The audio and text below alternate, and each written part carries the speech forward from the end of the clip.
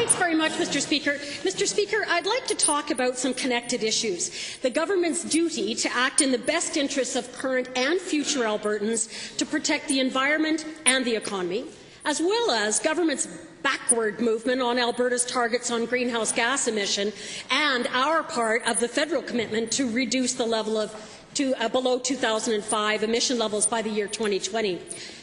So I guess the question goes to the money man, to the Minister of Finance and Treasury Board. What is behind the government's insistence on PR bigging trips over any action that would be transformational for the operation of oil? Honourable Minister. Well, Mr. Speaker, I would suggest the question is probably better to the Energy Minister, because what this is all about, Mr. Speaker, is market access.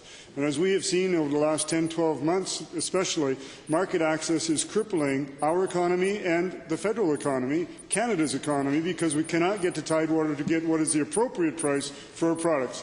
Mr. Speaker, everything this government does right now is focused on making sure that we're doing the right things for Albertans. That means part of that is making sure we have market access for our products, and we will do what it takes, Mr. Speaker.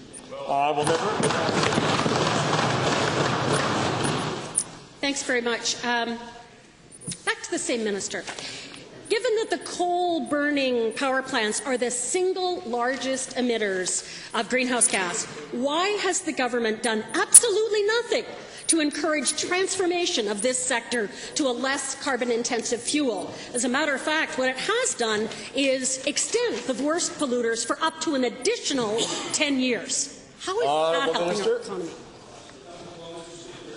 Let me take that. And, Mr. Speaker, there's been a couple of questions today which seem to be based on a completely false assumption.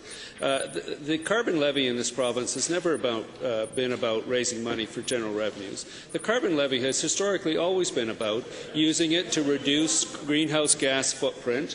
And, in fact, the question with respect to coal, Mr. Speaker, there were adjustments made last year, again, in close consultation with the industry and with the Government of Canada to ensure that we got to the right outcome for the long-term health of Albertans and Canadians. Honourable member. Okay, then to the Energy Minister.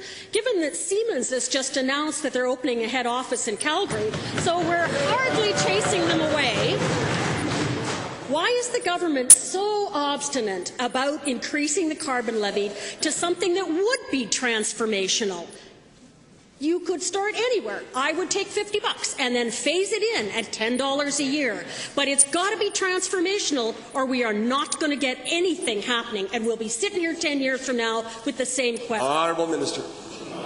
Mr. Speaker, the transformation that we're creating in this province is a transformation of good, long-term economic fundamentals with a balance for our environmental responsibility.